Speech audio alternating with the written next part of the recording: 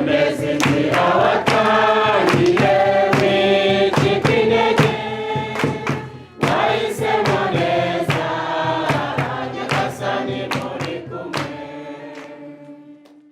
community-based healing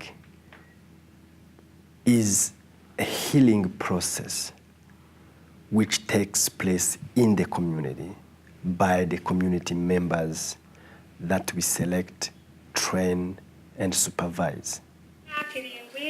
I was alive during genocide against the Tutsi, and I was 7 years old.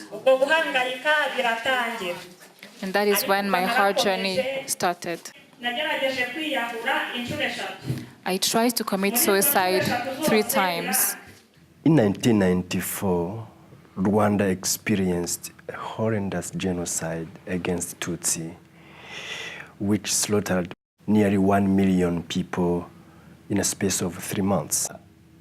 Studies have suggested that more than 26% of the population are facing PTSD. The victims and perpetrators fear one another, but they individually face post-traumatic stress disorders, depression, and anxiety.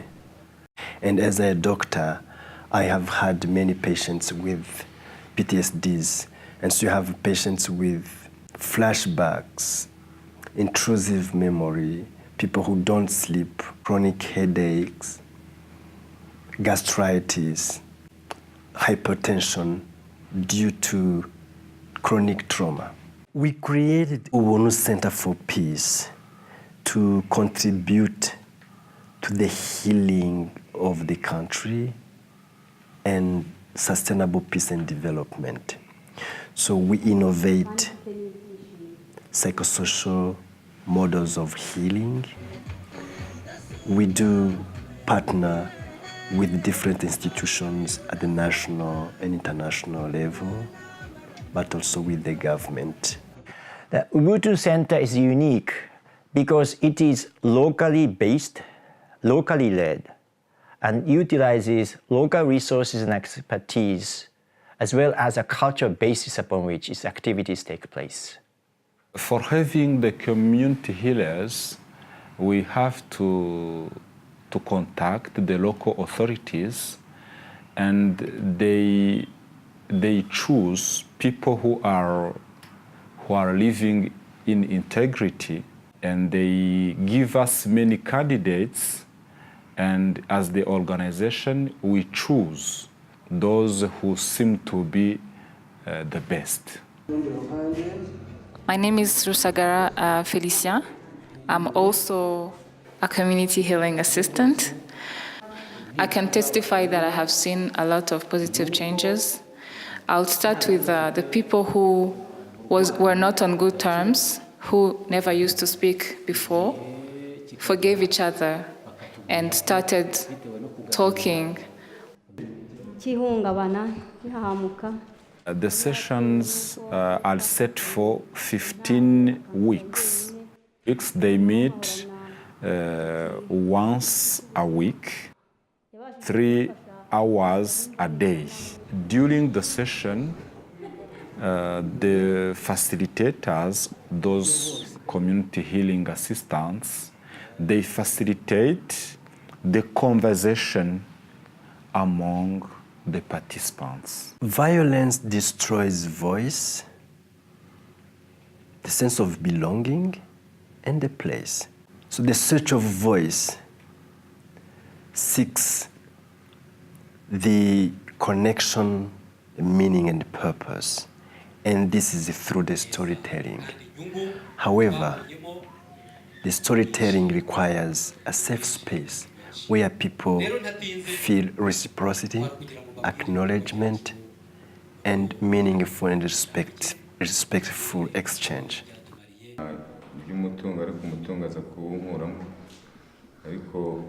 Getting people to tell and retell their stories flattens the significance of their traumatic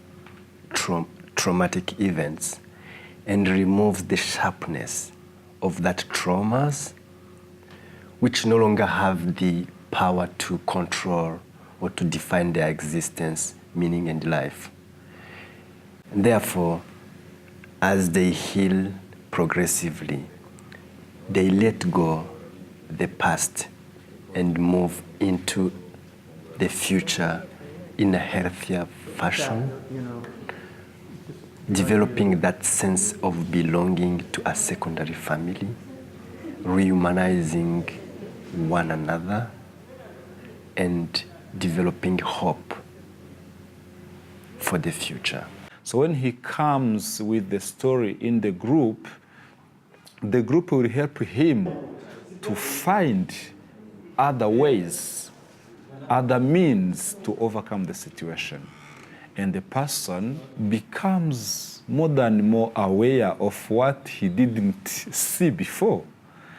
And with that awareness that is increasing in himself, he starts to be free, to liberate his emotions, and to get better. Unspeakable violence creates numbness, and people don't feel what's going on within themselves and outside of themselves.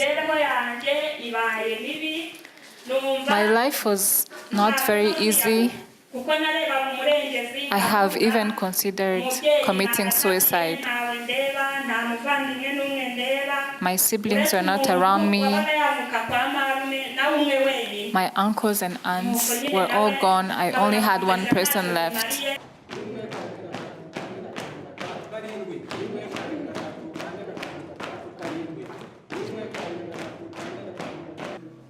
So the body work helps people to develop awareness of what's going on within themselves and around themselves.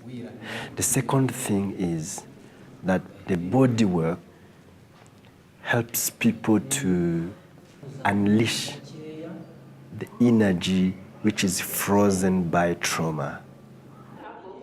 It creates the balance of the person with the environment and with others. The local rituals has a very symbolic meaning of togetherness. Because as you do the rituals, people express their commitments vis-à-vis the group and vis-à-vis the community.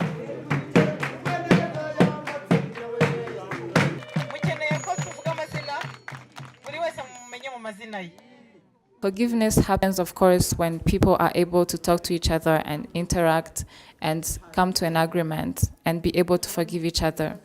So the community-based healing program goes to each people's homes and talks to them individually. They get to understand where they're coming from, their problems, and that helps them bring them with other people that they initially had problems with.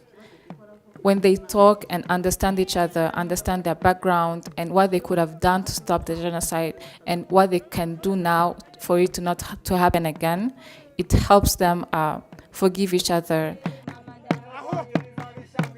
Ubuntu Center's approach to community-based healing is low-cost, accessible, locally based.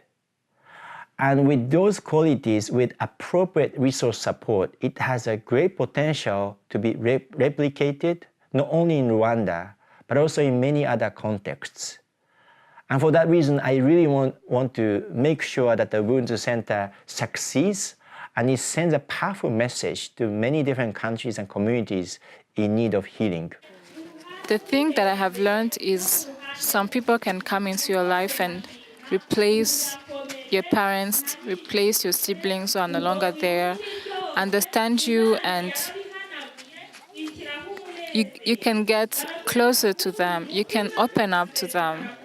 It's really a miracle that happened in my life. I am now a happy person.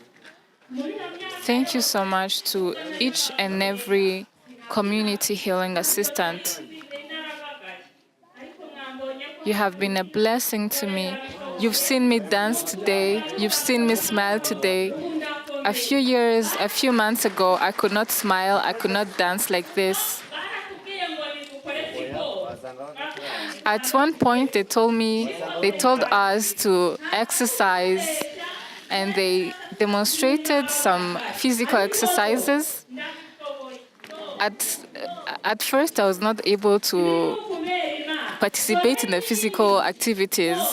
I was feeling shy and I was feeling like it's not for me.